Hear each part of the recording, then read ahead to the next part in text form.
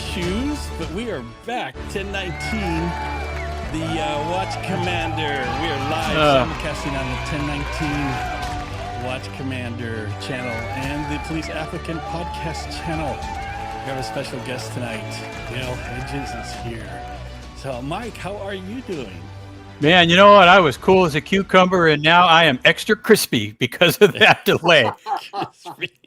But we are back, and I hope we didn't lose a whole bunch of folks behind that. But you know what? Technology can be a biatch sometimes, and but we're here, and everybody's happy, right? All right. And Dale, I want to thank you for being here. I know we've spoken plenty of times about things, and I'm just going to jump into it here. We're going to be talking about your book, and more importantly, I think we need to talk about some of the other things that happened to you during your career. Some of the things are just horrific. Whenever I think, gosh, I'm down, I had a bad day, and I just think about what happened to you, and all of a sudden, the clouds part and the sky turns blue.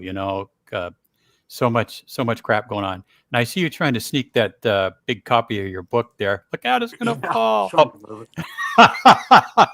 Anyways, I was not prepared tonight. No, well, you were prepared, but you failed. And I had a failure. There you go. There's no reflection there on that one. But you know what? I got a surprise for you and the guests here tonight, the folks that are watching. We have a surprise pop in here for you. I don't like seeing your armpit. Back up. Okay, there we go.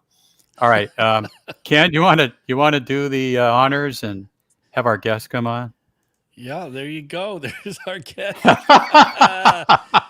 Hey, guest Alex Villanueva is here. Alex. Alex Villanueva. Yeah, Alex Villanueva is here tonight. We've got his light bulb and a camera there, so it's a studio. Let's see. Well, he's actually there. He is. Oh, there he is, out and about. See, we're remote everywhere. I'm here. He's remoting it. He's remoting. All right. Hey, thanks for the ad there, Alex. I appreciate it. Okay, that's it for him. Next thing up. I think he's. I think it is a ball in there. Yeah. Anyways, we'll get into the. Go ahead, Ken. I was going to say, just let me know you want me to bring that graphic up. I will do so. It's your. Why don't you bring up that graphic? We'll just, we're just shooting from the hip here anyway. It's a good thing that we're unscripted and unhinged. There you go. This is what we're going to be talking about. Ken, they say they can't hear you really well. You might want to turn up your microphone a little bit. I noticed that too, but I didn't say anything. I asked you before. Well, it was okay until you had all that cheering section come on. Oh, well, I'll try to make it a little louder there, but yeah, go ahead. What did I do? Oh. Yeah. This has been a long trail of tears, frankly, for Dale over the years, and the things that happened to him and with him have haunted him, I think, for the last 30 plus years. And I'm hoping that some things are going his way now, particularly since his book came out. That's a copy of it there, the hardback. It's the cover of it. And Dale is understandably proud of that. And Dale, I don't want to sit here and talk the whole night, but tell us something about your career, like how you started and why you came into law enforcement. We'll roll from there. Okay. Well, basically, when I wrote this book, it wasn't really going to be about me. I was really wanting to get out the story of the Hoffman investigation I had while at Norsat. And that investigation, the way it ended, it did haunt me. It's just something I've carried with me. People that know me and knew about it know it's been kind of a traumatic thing for me over the years. It was just a horrible story, a horrible cover up by the department, and there's just no closure in that story. I started writing the book a few years back, around about 2020, I think. I started writing the book. I just wanted to, I guess I was trying to vent. And I wanted to make a book, although I don't know how to make a book. I ended up just letting it die. I actually lost on my computer, and I will give Mike credit here because we were talking earlier in the year, and this came up, and we had this conversation, and I think he was shocked. I don't think it was something he had heard about prior to that, and he really motivated me. It was every day. I mean, we've probably talked every day for the last 6 or 8 months. I got pushed hard, and it was a hard thing for me to finish. Parts of it were hard for me to put out when I finally got it done. Um, but yeah, you're right. I'm proud I did it, and I hope people read it. I hope people, understand what's going on with this department. Psych services. Psych services is a broken unit. It's probably the most critical unit for any department, with all the deputies and law enforcement officers that end up needing to go see somebody or family members, but it's the most broken. And as I found out over the last few months, it didn't end with this story I told. It continued on. They've hired other psychs that weren't licensed in the state of California. Um, the department just had a slew of suicides that came up, and which is what actually prompted me to finish the book. But Yeah.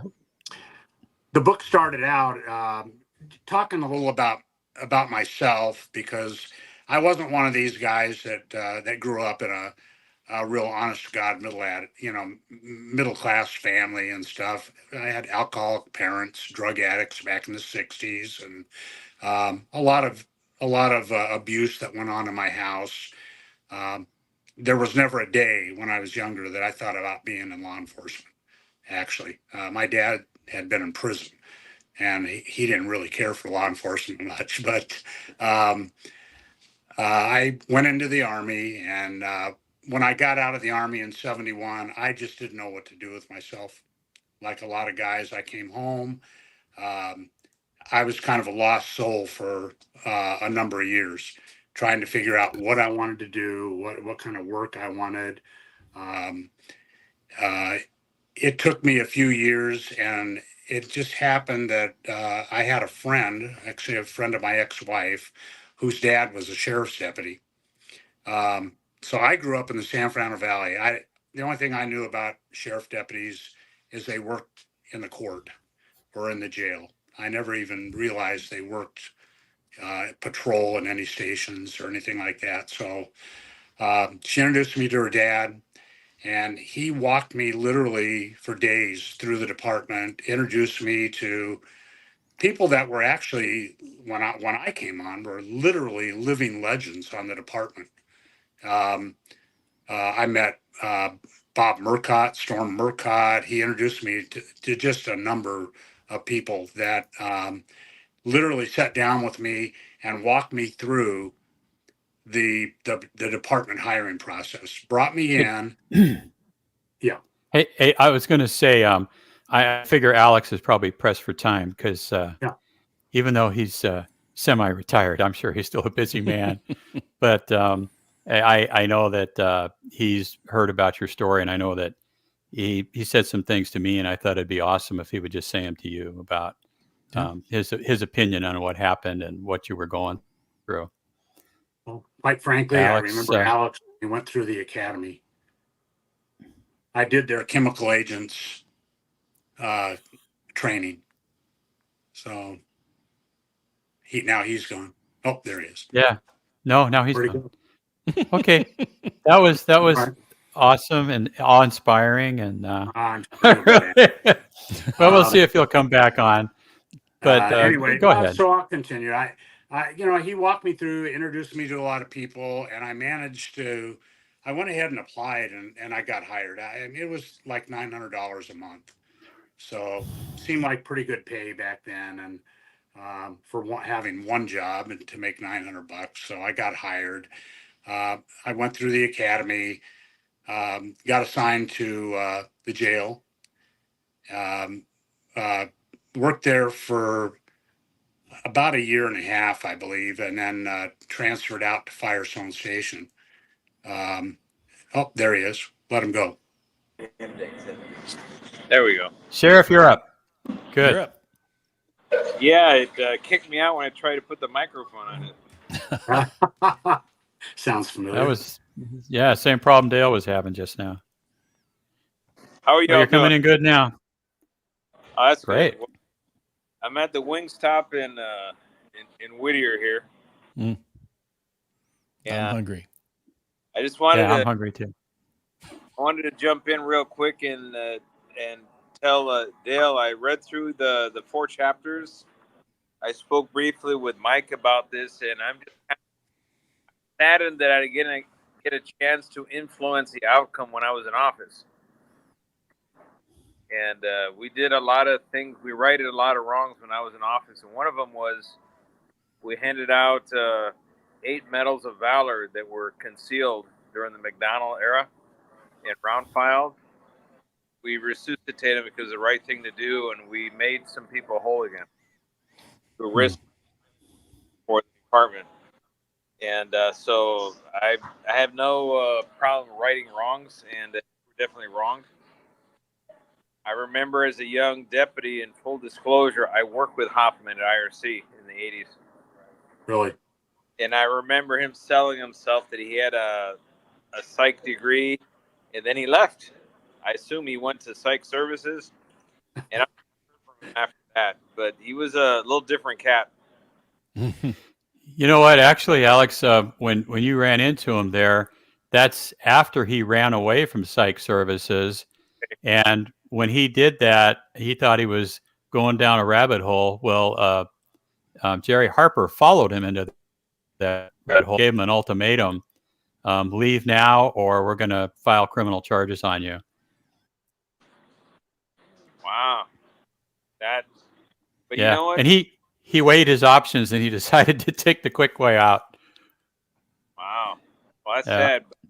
I remember around the time about the guy from the one who was investigating the Aero Bureau stolen parts. Yeah, he worked Norsat. Can't remember his name offhand. Wasn't it Brooks, his last name? Brooks, yeah, Brooks. And I remember Harper what happened. had his hand in that one too. So. And I do know that the department had a way of handling with whistleblowers, which was appalling. So just Dale, from me to you, if I have my druthers, I give you your full credentials and be well, and you deserve, you've earned it, and that's about all I could do from my end. So if by some miracle I'm in that position again, we'll have this conversation again. Hey, Alex, it might be a stupid question, but do you have any access to the new guy where you could bend his ear, or is that like a closed road there? Well, he's been busy trying to create fake cases against me to make the newspapers, like my do not read. That was okay. Luna. No, I didn't know that. Oh yeah. So, but that's litigation. I won't discuss it. It's pending litigation. But let's suffice it to say that Luna is about as bad as they come. So I guess the answer is no. We're gonna go with no. Well, yeah, you can't help to keep from trying, I guess. I appreciate you and straight up and coming on and telling Dale, because like I said, he's suffered over this crap for 3.5 years, 30 years plus. Wow. Yeah. Well, all right. On that note, I'll leave you guys to continue. Thanks for all you're doing. Keep doing it. Dale, please take care of yourself, and hopefully we'll meet down the road. Thank you. Thanks, Alex. All right, thanks, Alex. All right, you got it. Yeah, take care. Okay, I'm going to say, just for the record, then over the year that we've been doing podcasts together, Ken, this has been one of the most beat up, torn up technical thing that I've ever seen. Radios in and out, people glitching, light bulbs, and and it's I guess that's one of the things when you do stuff live, right? When you do it live. It seems to be it's ironed itself out, so we're good. Dale's coming in good. Yeah, good. Well, I'm Hey, just Dale, look. I'm naturally a handsome guy. right, right. Yeah. Yeah, I understand that. But, I'd like to jump into, let's just talk about Hoffman. And I'll tell you why I want to talk about that rat bastard piece of crap. Because during the process of finding out what happened to you, I checked into him. And, once he disappeared from the department, he was in the wind, obviously. But doing some scratching around, I found out that he is now a professor of psychology at Metropolitan State University in Minnesota. And that blew me away because my question is going to be, we know he was involved in deaths on this department of people that had gone to him for help and other scandalous crap this guy did that has no moral compass. I would say it's facing the wrong way. He doesn't have one. And this guy is actually thriving, albeit in Minnesota, but it's like nothing happened to him. It's been over 30 some years, and he's living the dream. And how many other people along the way were screwed over, or who are dead now, or who were given bad advice, lost their jobs, committed suicide, broken families? All of that stuff is on his shoulders, and he's basically in the wind. I mean, let's talk about this guy and how you first came into contact with him, and what happened through the course of that. Okay. It was. It starts out during the Rose Parade, January. I want to say, if I can remember right, Mike, you might remember the 1992 Rose Parade. So the day, New Year's Eve, there's a guy, he's an escapee from a halfway house and a felon, escapee from a halfway house and on parole, had decided he wanted, I guess the best way to put this is he's always wanted to be a cop. He wanted to impress all of his friends that he was a cop. He had somehow managed to get himself, even though he's an escapee, a job at a home for abused children, a county home, where he meets a guy, a psychologist at the home, or another person at the home named August Hoffman. And when he first arrives there, he walks in and he sees sheriff's uniforms hanging in this guy's car. And, he's always wanted to be a sheriff. He lived up in Altadena and he was pretty impressed and got to talking to Hoffman, who's flashing his badge and leaving his badge laying around for people to find it and see it. And as it turns out, the badge, Hoffman wasn't on the department anymore. He had already been told to be gone earlier. And Bolton figured it out. Bolton's not a dumb guy. He figures it out that the badge is probably stolen by Hoffman. And Hoffman leaves it laying around one time too many. Bolton steals it and then ends up, there's a whole escapade in the book about what he does with that badge for a period of time. But he ends up getting caught impersonating a deputy at the Rose Parade. Sergeant Bob Olmsted and Donnie Malden arrest him at the Rose Parade after a foot pursuit in front of thousands of people. They arrest him for impersonating and a few other charges, and he gets booked at Crescenta Valley Station. I get a call early the next morning on New Year's Day asking me to go up and interview him. The department's pretty concerned about what he was really doing at the Rose Parade, and are there other people involved? Were they going to commit some crime and make it look like deputies? So I drove up and interviewed the guy, and during the course of the interview I wanted to know about his badge. I pulled the badge out of evidence, and it's a flat badge that had been taken out of a wallet. The ears had been bent back, and he had hot glued a big safety pin on the back of it so he could put it on his uniform. So I asked him about the badge, and he started telling me a story about how he met this guy, August Hoffman, and how Hoffman left the badge laying out and an ID laying out, and he thought that Hoffman stole them. So he basically stole those from Hoffman for himself. Um, so after the interview was over, I managed to get a hold of August Hoffman. And I talked to him on the phone for a bit and asked him to come up to Crescent Valley Sheriff Station to be interviewed, which he did 2 days later. So going into the interview, this starts out as somewhat of a routine investigation, probably something I could clean up pretty quick. Hoffman comes in, sits down, and my real concern with Hoffman at that time is, you know, how did you get this badge, or how did it get stolen from you? I had an idea that he probably resigned and walked away with it, but you can't prove that, and it was years earlier, probably out of the statute of limitations. But I pursued that with Hoffman and pushed and pushed and pushed. I had a partner at the time, Sylvia Smith, and she pursued it with me and couldn't get him to really budge much on his story. But finally, I just told him straight out, just tell me the truth. We just want to know the truth about the badge. Well, am I going to go to jail? Well, I don't know. I said that kind of depends on, where all this goes, but we need to know the truth. And so he broke down. Yeah, I left the department and I got hired at Psychological Services. And he starts telling me the story.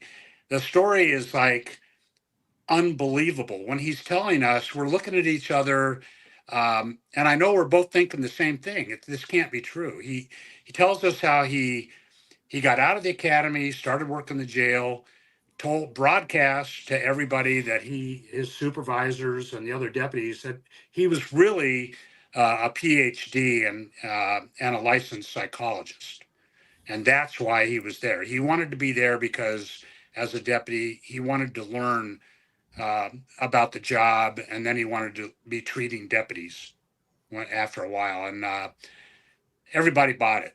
He said his sergeants and his supervisors actually allowed him on his on-duty time as a deputy to start counseling some of the deputies at the jail that he worked with.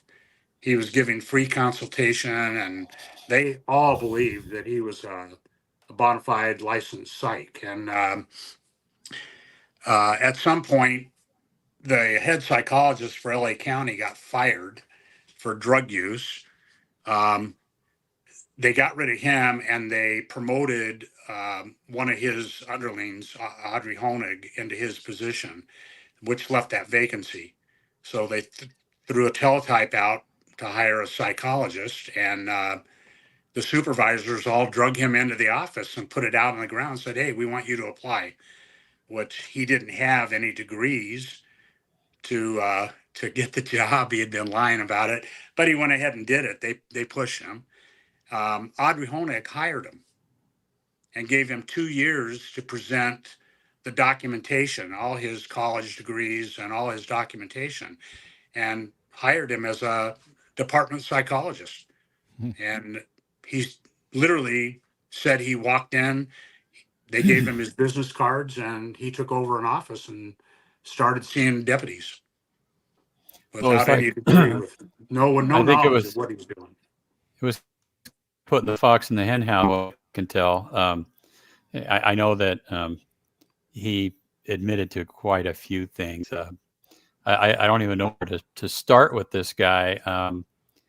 Let's start where he's telling you what's going on, and then you step out in the hallway. I think it was after he talked about a deputy that you knew that had killed himself. Yeah, he started talking about the number. I have no idea. It was almost hard to believe, because why would a guy tell us these things? But he started talking about 6 deputies that committed suicide under his care while he was in psych services. And then he told us who they were, and I can't remember all the names, but I do remember the suicides. One of them actually walked into the locker room at Linwood Station a few years earlier and put a gun to his head and shot himself in this locker room. And then he asked, do you know Brian Wines? Well, Brian Wines was somebody that I went to school with. I mean, I went to junior high and high school with Brian Wines. And then we touched base again when I came on the department. He came on, I think, a year before me, but that got my attention. And I asked him, how do you know Brian? And he started talking about treating Brian Wines and telling me all the issues, medical issues Brian Wines had that got him to psych services. And he just like dumped it on the table. And when he started talking about Brian Wines, I had to leave the room. I literally felt like I was going to explode across the table and just jump over after him. And Sylvia told me, let's go outside. So we went out in the hallway to kind of calm it down and settle down and think about what we were hearing. And Lieutenant at CV walked down the hallway, looked inside the room through the window, and then came over and said, is that August Hoffman? And I said, yes. And he goes, he just went off. He went off. He started, you take that fucking guy and you book him and you throw the key away and you put him in prison. And he was pissed. And I asked him what was going on. Why? I didn't have any idea. And apparently he and his wife and child had been going as a family unit to psych services and ended up sitting with August Hoffman. August Hoffman, I'm going to just make it quick because I'm not going to go into all the details here, but August Hoffman decided he had a thing for this lieutenant's wife and convinced them that they needed to separate and see him separately. And then after he got them separated, he convinced her that she didn't want to be with her husband anymore, that she wanted a separation, and convinced him of the same thing. So high school sweethearts, married for years, separate and go their own ways, which leaves the door open. And Hoffman shows up at her house one night, knocks on the door and tells her he's, wants to check up on her. He's worried about her, ends up manipulating her and having a sexual relationship with her and gets her pregnant. And this lieutenant is absolutely livid about it. And he brings me a copy of a check. I guess when she told Hoffman she was pregnant, he handed her a check to get an abortion. And there's the check with Hoffman's name on it. And it's in my hands. And so we went back in and finished up the interview. It was a rather long interview where he implicated himself in the suicides of deputies.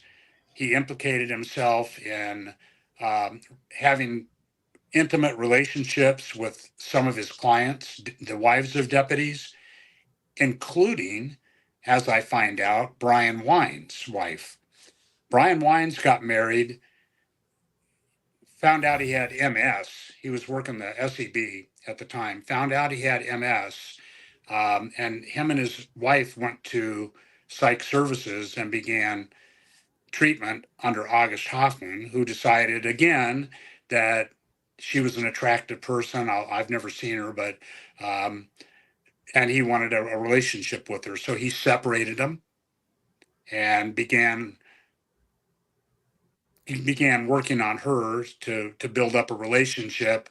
And he was still seeing Brian. Brian ended up finding out about it and killed himself in Simi Valley.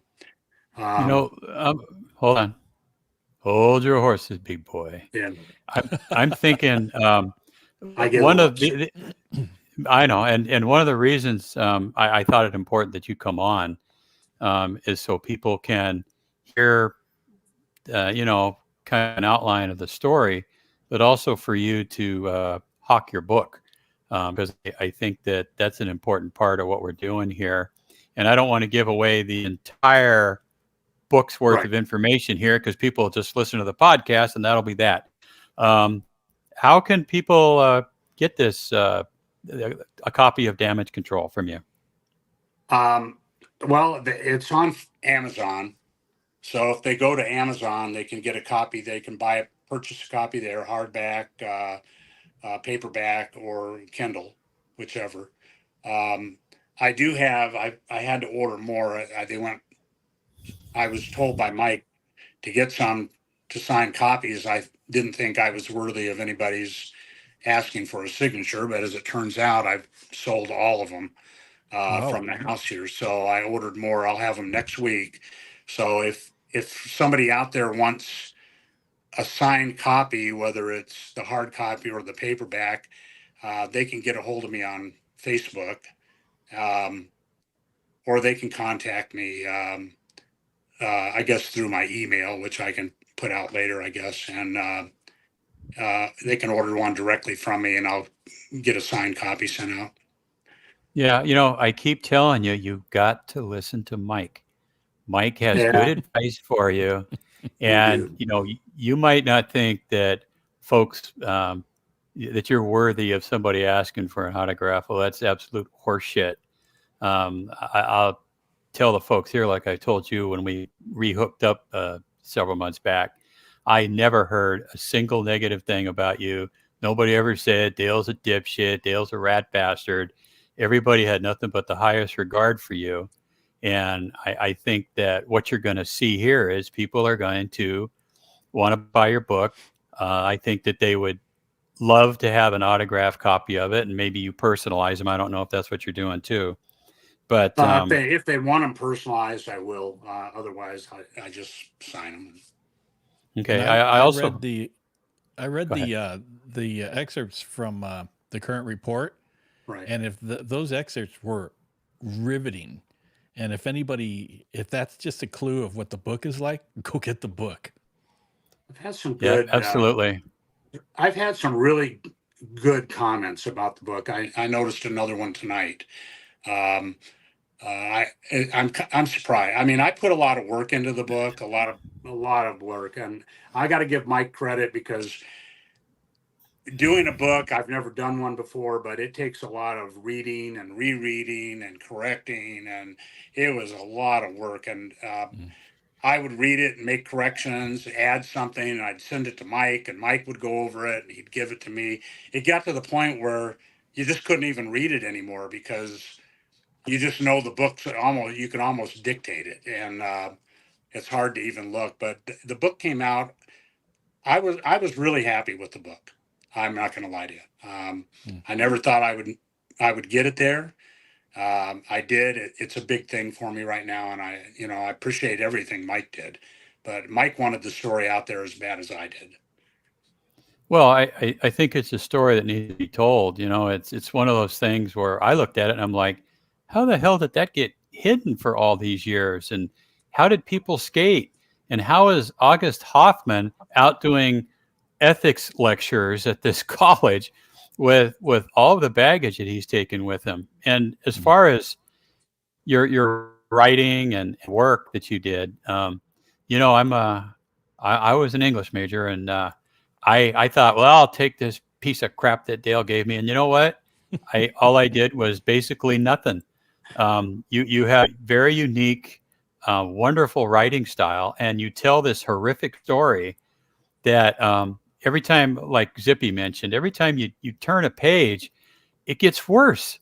It doesn't get better; it gets worse. Something else happens, and this is not just a one-off for you. I mean, I know during the course of your career, you had a couple of other things that people probably would have just had a coronary, and that would have been the end of it for them. But along the way, you and I have also gotten a lot of feedback from people, and I will say that you've gotten a lot of corroboration about things that you wrote, which is very meaningful to me because, I mean, what would you tell people that just aren't believing your story that it could be like that? The story is the Hoffman story in particular is right out of the mouth of August Hoffman. It was burned. I have never in 32 years. I couldn't forget that if I wanted to. Honestly, I mean the entire interview, the entire investigation, up until the point where we were just we were it just hit the wall that we couldn't get over or around anymore. Um, it just is burned into my brain, and it's been there for 32 years. I think about it all the time. I think about Brian. I think about how many other deputy sheriffs did this guy treat or see that may not have done anything crazy to themselves then. Maybe there are only 6 he knows about, but maybe there might be hundreds of other people out there that suffered, maybe lost their jobs, maybe didn't get the right treatment, maybe committed suicide years down the line, lost their families. I've lost all of that, and I'm going to tell you, it just motivated me more to want to get this story out there, to let people know. Since this book went out, we've been contacted by people literally that remember sitting in August Hoffman's office as a psychologist and seeing August Hoffman. He had affairs with at least 2 women, one of whom her husband committed suicide. We don't know the whole story about the others, but there has to be other stories out there. And Well, I don't think that he strikes me the type of person who's going to suddenly see the light and change his ways. The 30 plus years that you've suffered are 30 plus years that he's had time to go out there and continue being a predator. yeah, And exactly. I don't see him stopping. And someone might say, well, he might have told you all that, but he's a bona fide liar anyway. Why should we believe him and his story? Well, number one, in all my years on the department and my time at Norsat as an investigator, I've never had a suspect lie to me about and implicate themselves in something. They lie, but they're not going to tell you they did. If they're going to do that, they're going to tell you, yeah, I jaywalked, but I didn't knock the lady down on the other side of the street. They're going to lie about their crimes. They don't want to be implicated. Why would somebody sit down with me and tell me that number one, they were a department psychologist for 2 years without a degree, that that they were hired and they shouldn't have been hired, that that they were responsible for suicides of deputy sheriffs. This guy just thought, I believe that this job empowered him. He felt powerful. He knew he could use it to his advantage. He knew enough to know that people that come to him, especially the women, are hurting. They're looking for help, and the guys too. But he I guess, for the want of a better word, he kind of works them to. It's like taking a little child, and training the child to so that you can be a predator. He's a predator, and he takes the females, he gets their trust, he builds their trust, and then he makes his move. And I'm sure he's done it, who knows, countless numbers of times that we don't know about. I mean, it was the whole story is terrible. And Yeah, on I top of think, that, there are dozens of people out there. The guys that worked SEB, I talked to one the other day, and other people that knew little parts of the story, that knew little bit this part over here about why Brian, what they heard. They thought that somebody was seeing, going out with somebody at psych services and they've killed themselves, but nobody ever knew the whole story. Nobody could put it all together. They just heard bits and pieces. And now I've got a guy, I didn't know any of it. I'd never heard of August Hoffman before, except he looked familiar to me. And I realized after I had a shooting in 1985, I got sent to psych services and sat in front of his desk and talked to him. But other than that, I had no knowledge of who he was, or I couldn't even remember the guy's name I saw. yeah, But I would also add to that the point that one thing you didn't mention about him specifically, and I want to drive that home, is that he also admitted to you that he's a sexual predator. And sexual predators, they don't stop being sexual predators. He's moved on to something else. And the other point, I think, is even more important, that along the way, we've gotten corroboration for a multitude of things that he told you he did, he was responsible for.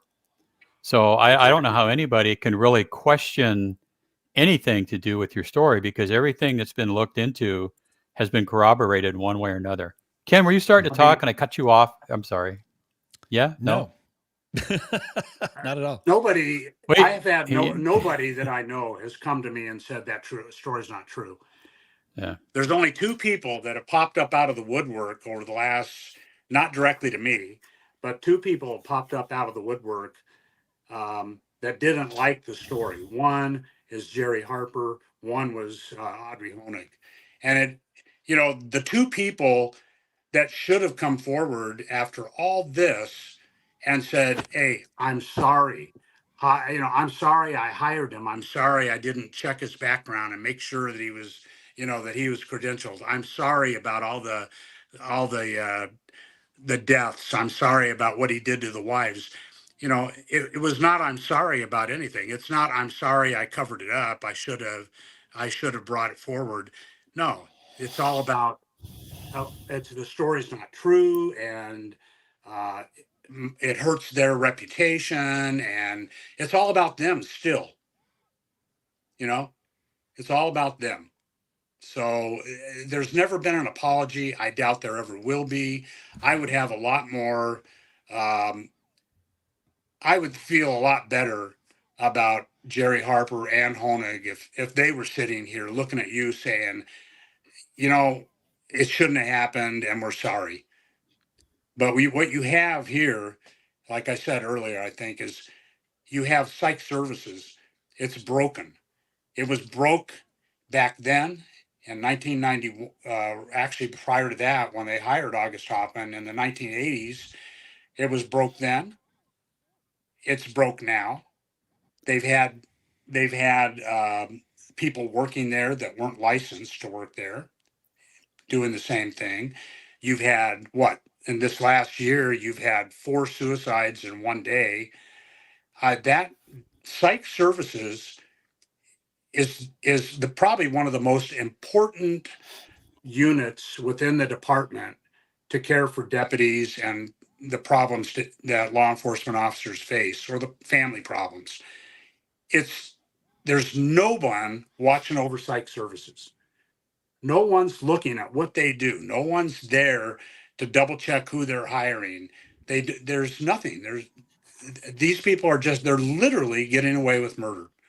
And it's still going on, which is absolutely shocking to me after 32 years. Yeah, I'll also just jump in. I know that as part of the research we were doing here, we actually came across August Hoffman's CV, or his resume online that he has posted as part of the EDU. And what a surprise. There is no indication of him ever having been a deputy with the LA County Sheriff's Department or a member of the Psychological Services Bureau. So if it's not on his CV, I can guarantee you that his current employer does not know his background. And I am hopeful that they learn about this guy and take whatever action they deem appropriate. But he has gotten away with, like I said, being involved in the deaths of people who had come to him for help. He has been responsible for, some of the advice we heard that he was giving out. You're just like, I'm not going to name the deputy's name, but a deputy came in to see him because they were having family problems and he was separated from his wife. And he walked in and he told August Hoffman about it. And Hoffman's advice was, well, why don't you find somebody to shack up with for a while until all this blows over? And that's the kind of sterling advice this dude was handing out. And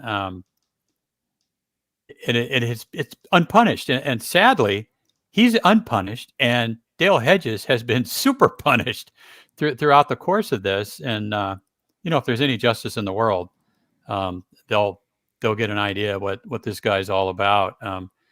I would think that this actually would justify some type of journalist going in and tracking this guy after he left the LA County Sheriff's Department. I'm not even convinced he has a degree that he claims he has, because he messes up the name of the school a couple of times. And who does that? I've also tried finding a license for him. I haven't found it in Minnesota or California. I think I looked in Wisconsin, where one of the campuses are. Nothing. You would think he's got a license, right? But I don't see anything. Maybe the college gave him 30 years to come up with the requisite paperwork. I don't know. But Who knows? yeah, something needs to be done with this guy. And I'll say again for the folks, I have read Dale's book.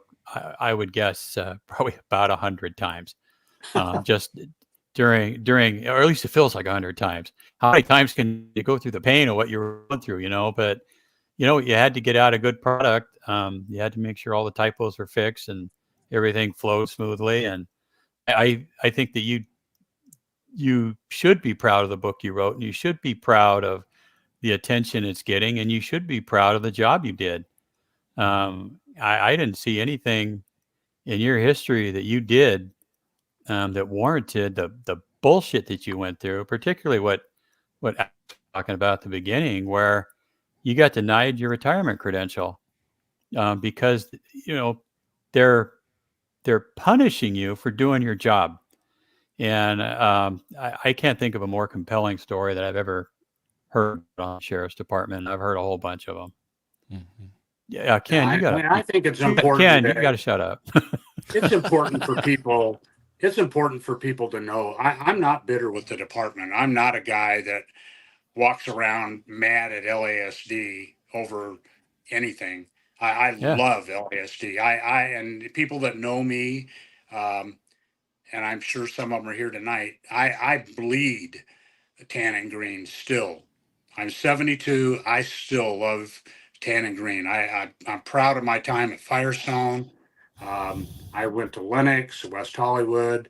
I spent 5 years at Advanced Training Bureau up at the range. I've got, recruits that I still talk to that keep in contact with me, from those days. And I'm proud of everything I did on the department. I'm not proud of this story. I mean, the department executives, you had this thing last week, you were talking about investigations and things. Department executives have a great way of holding the rank and file members to a completely different level as they hold themselves. I mean, you screw up a little bit, or somebody even alleges you did, you're off work for a year while they take their friggin' time investigating you. All your friends wonder what you really did. Nobody calls you anymore.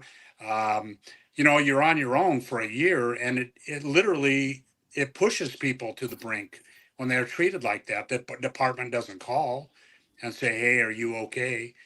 They just throw you out to the wolves until they decide to finish the investigation. If it's a department head, they do nothing.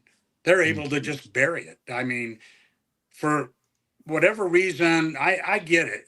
This would have been, it was explained to me by the assistant sheriff back then, who was a fantastic person, really. I think everybody loved the guy, Dick Foreman. He called it, and that's why I named the book this way. He called it damage control to me. He helped me get personnel files and stuff like. I went to get a personnel file on Hoffman, and it was gone. It was out of the vault. Nobody knew who had it.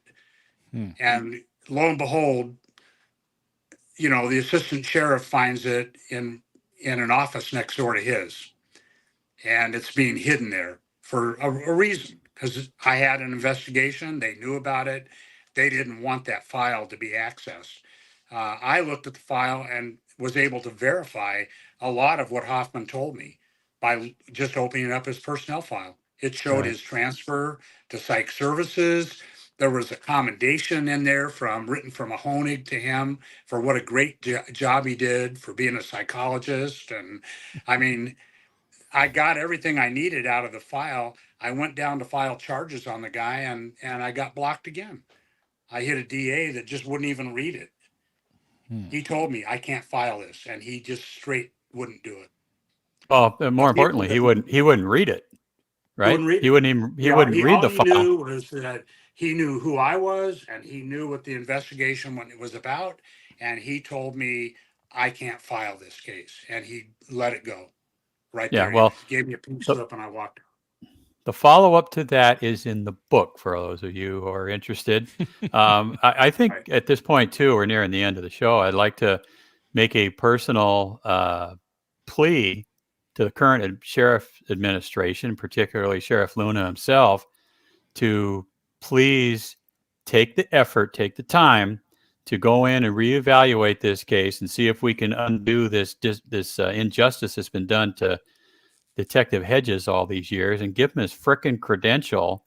And instead of just going through the steps of doing it, reach out to me, reach out to Dale, make sure you get all the facts in hand before you make a decision. And once you do, I think you're going to find out that this is a good thing. I think it needs to be done. And, frankly, there's no statute on the 6 deaths that were reported that were at the hand of Mr. Hoffman. Maybe LA County Sheriff's finest bulldog homicide investigators can be given a second look at it and see if maybe they can go knock on his door in St. Paul, Minnesota, and drag his ass back here for comeuppance for what he should have gotten a long time ago. Mm-hmm. Yeah, I mean, I look, I didn't write the book, and I'm not here. I don't expect the department to do anything for me.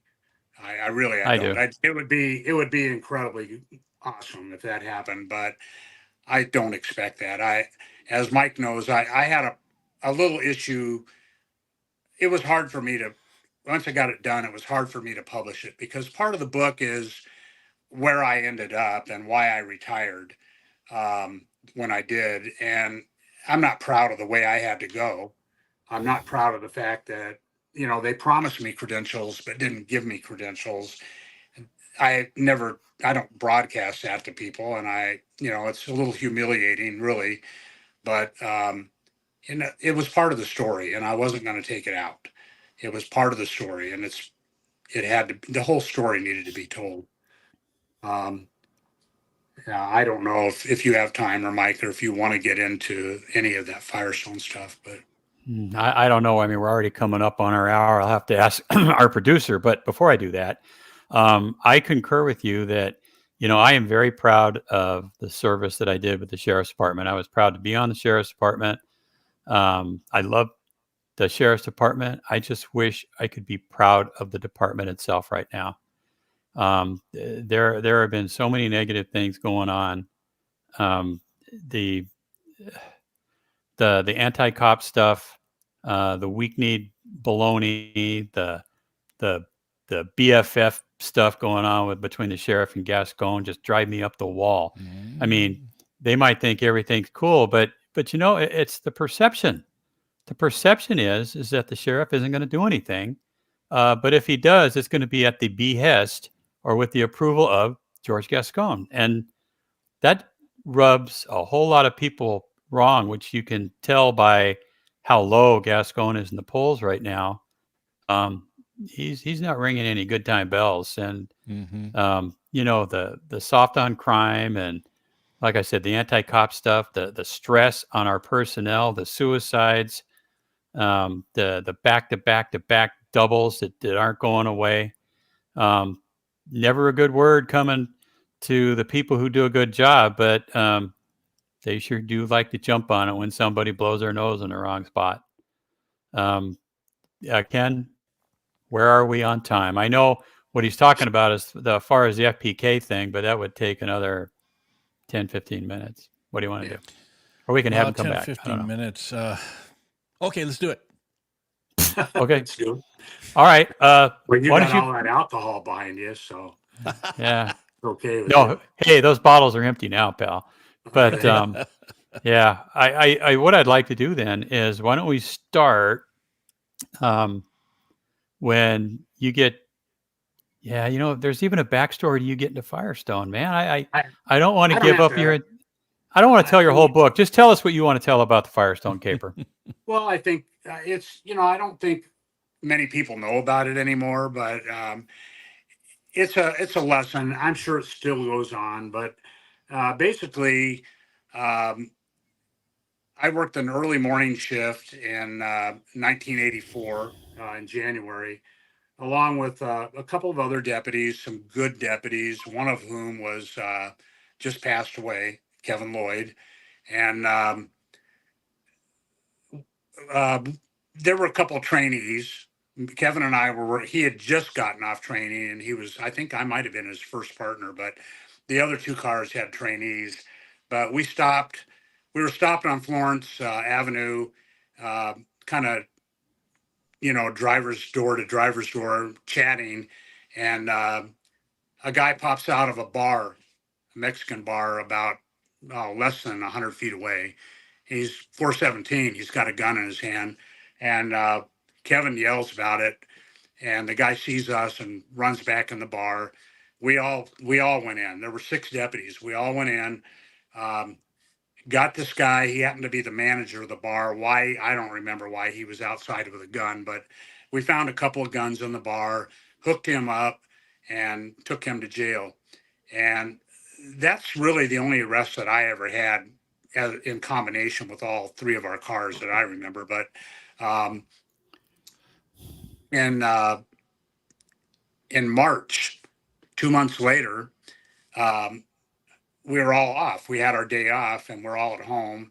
And we get a phone call to come into work. They needed us for overtime, so we all showed up at like 10, 11 o'clock at night for the briefing. Got in uniform, walked in the briefing room, and immediately they took our guns and led us into a little room with a desk in it, and we were all crammed in that room, except for one, a female trainee. Everybody else was in there but her. Um, Ends up at that time, it wasn't ICIB, it was Metro. But they came in, advised us we were all being relieved. They had a search warrant for my locker, which we didn't even know what was going on at that point. But they went back and searched my locker, and all they took out of my locker, we had these little glass vials with caps on them that we could put liquid phencyclidine, PCP, in, and seal it up real good. And I had 6 brand new bottles, little vials in my patrol bag, and they took all those. And then later I find out that it was the female trainee she wasn't, I wouldn't say she was doing horrible on training. She wasn't doing that bad. She wasn't the best, but she wasn't getting picked on at all as a trainee. She was being kid gloves on her, but thought she was failing, I guess, and decided she wanted to out of the station. And the way out was to make allegations against the entire early morning crew. And she made allegations against everybody. I'm involved in one allegation of many that she made against her training officer and other training officers. And we're all relieved of duty. And we were sent to other stations. I ended up going to Lennox Station. Those guys treated me fantastic. I loved being there. But 2 of us went to Lennox, and the other 2 guys got transferred other places. Anyway, the investigation lasted 18 months. Wow. 18 months. The first year of it, we were working at Lennox Station, and we're just nobody ever came and talked to us. They never interviewed us again. We just sat at Lennox Station working until a year went by, and then all of a sudden, they take us out in the back in the parking lot, relieve us of duty, and send us home. They fired us basically, and we ended up, of course, going to civil service, and I'm going to highlight it all. But we went to civil service, and the total time we were out was about 18 months. It was, or a little less. It was June of '85 when civil service ended. And the civil service court, there was no evidence. There was nothing to show that we had done anything wrong. Nothing. They clearly had nothing for us after 18 months. So we were all sent back to work. They sent me to another station. They asked us, where do you want to go? Like nothing happened again. And we went back to work. But I found out later, talking to a couple of the, I worked for the Metro deputy that searched my locker later. He was a sergeant. And he told me straight up, he said, 2 weeks into the investigation, we knew there was nothing to the investigation. They wrote it up and took it into the captain at that time, the guy we called Jack the Deuce.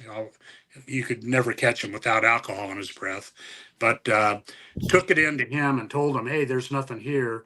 And he wasn't willing to let it go. He wanted to continue it. And then when they finally wrote it up again and got it back to him a year later, it was the same. There was nothing there. He wanted us fired. So they fired us. I guess they would rather try to make their point. You know what I mean? They didn't like Firestone. It was a captain that hated Firestone. He had a meeting with everybody when he got there and told us that he was going to break the station and break the deputies at the station. And so that was his goal. There's a lot more to that, but that's really the highlight of it. And after about 16 months, we were back to work. But I mean, it's not a good experience. And I thought about this last week when your person was talking about investigations, how they drag out. And I mean, it impacted everybody. We came back to work, and there's no mercy, even when you come back to work. There are people that believe that you did nothing wrong and that you got shanghaied and, you should be given, get right back to business. And then there's people there that are the department lover and, believe everything that they're told, people that are convinced that you were just dirty and got lucky. And so we had to deal with all. I talk about that in my book, and I can't really say a whole lot more about it, but I mean, I know that still goes on today. I feel for people. Yeah, somebody makes a crappy allegation against you, and the department jumps on that, relieves you of duty, sends you home. I mean, it's embarrassing, humiliating. Nobody knows what's going on, and then when the department comes back, they just put you back to work like it didn't happen. There's no, hey, sorry, pat on the back. There's nothing. Just go back to work. And and that part of last week was absolutely true. That investigation started out with 5 deputies. One of them was a trainee. Eventually, after a few weeks, they let him go back to work. But the 4 of us remained in purgatory until June of 1985.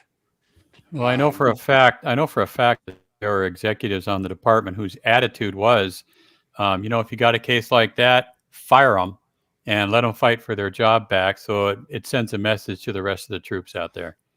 But it's not the right message. Well, it is a message, I'll tell you that. I know some guys, I know other guys on a case that when I got it, I think I talked about it. They were off work for a year and a half, and they were suffering, mentally and emotionally and financially, and their families suffered.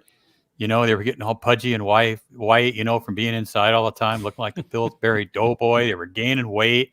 They had like burning red coals for eyes. And at the end, it's like, okay, you can go back to work tomorrow. Thanks. I mean, that's it. And horrific. But I do appreciate the fact that you shared that and other stories in your book that just need to be shared. I mean, they might be uncomfortable for you, but you know what? I mean, that's how other people grow, by seeing what happened to folks like you. Ken, could you maybe pop up that Amazon thing again so people can see Absolutely. There you go. El Libre. There you go, folks. You can just go to Amazon, search for Dale Hedges on the search bar. $24, $25 for paperback, $32.99 for hardcover. Order it today. And if you want, Dale, you can get a hold of you on Facebook and get a signed copy, right? Absolutely. Yeah. If they PM me on Facebook, I can I have more books coming next week, softback and paperback and hardback coming. I really didn't anticipate that that many people would want signed copies, but I'm glad they do. It Sure. makes me feel good. But Yeah. yeah, if they contact me, they can message me on Facebook, and I'll get all their information. They can pre-order, and as soon as those books come in, they'll be in the mail. Cool. I suggest you get more. I do know also if somebody is Amazon Prime, you can actually get it on Kindle for nothing. Mm-hmm. I hate to undercut you, Dale, but No, that doesn't undercut me at all. okay. Actually, you know Well- what? Anybody out there thinking they're going to get rich writing a book, take it from me, you're not. Okay, the book that you're buying isn't like the normal little, 4x6 paperback. These are 6x9. The printing is a little larger. The pictures inside are color. It's a much better quality book and a much better quality hardback. And I mean, they cost a little more to print like that, but I just think the books turned out incredible. I was really happy with them. And like I said, there are a few reviews that went up so far, but I've got people making comments to me in fact, tonight before I came on here, somebody went on one of the links Mike posted and said, I'm reading the book now. I don't want to put it down. I mean, I think the book came out really nice. And I think, as in law enforcement, I think you can easily relate to everything in that book. There's a lot of good stories in there, a lot of funny stories. And I think it just came out, Yeah, really I think that was Zippy who was reading the book and can't put it down, and I can attest to that. I'll tell you what, though, how did you get that beautiful face cover on that book, Dale? Somebody made that for me, Mike.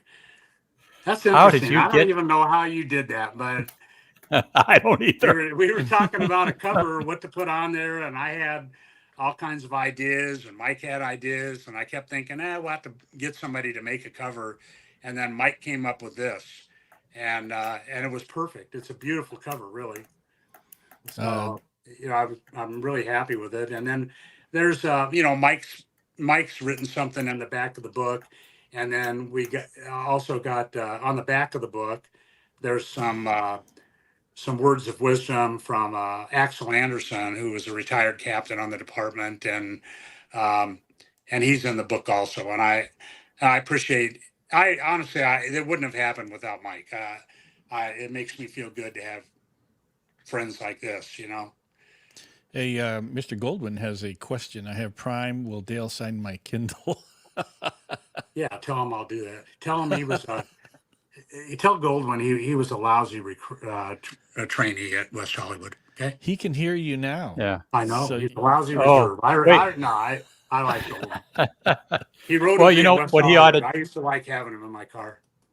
Well, what he ought to do as a thank you for training him in West Hollywood is he needs to forego and get the real hardback or the paperback and have you sign that for him. He was you go. pretty much trained. Yes, he Bert.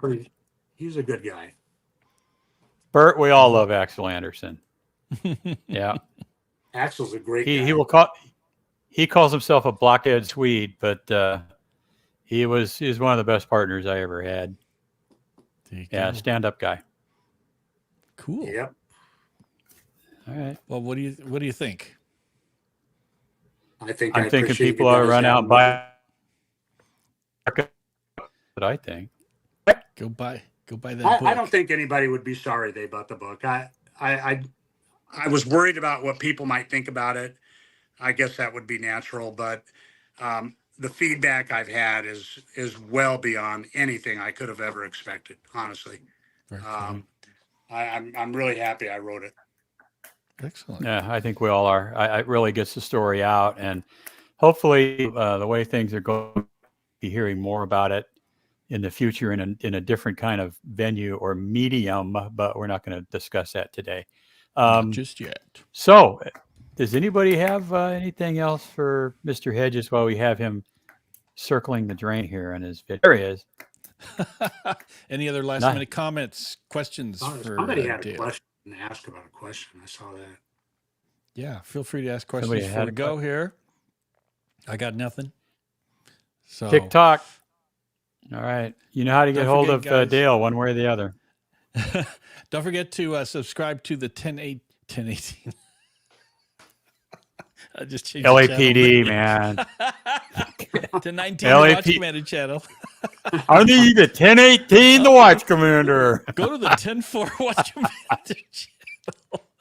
Right? To 19 the Watch Commander. Subscribe there. And we're growing Mike's Please. channel. It's going to be like 1,000 Right on. people by tomorrow. And like that. But yeah, another great show. Dale, thanks for being here, man. We appreciate you. I appreciate coming you out.